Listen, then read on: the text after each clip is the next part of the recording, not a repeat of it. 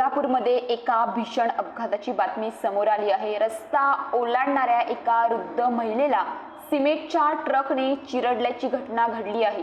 या अपघातात वृद्ध महिला ट्रकच्या चाकाखाली आल्यामुळे जागीच मृत्यू झाला। या घटनेचा सीसीटीव्ही व्हिडिओ सोशल मीडियावर व्हायरल झाला आहे। मिळालेल्या माहितीनुसार गगन बावडा कोल्हापूर मार्गावर निगडेवाडी गावात ही दुर्दैवी घटना घडली। गुरुवारी सकाळी 11:49 वाजण्याच्या सुमारास ही घटना घडली। या अपघातात मुंगाबाई निगडे यांचा जागीच मृत्यू झाला आहे।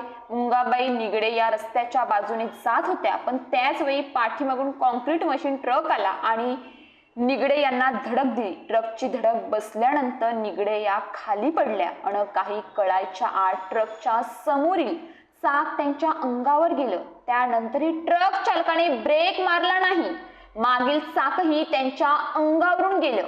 या भयानक अपघातात मुंगाबाई निगडे यांचा चेंदामेंदा झाला। घटनास्थळावरचं दृश्य पाहून सगळे हादरून गेले होते। स्थानिक नागरिकांनी ट्रक चालकाला पकडून पोलिसांच्या स्वाधीन केलं आहे।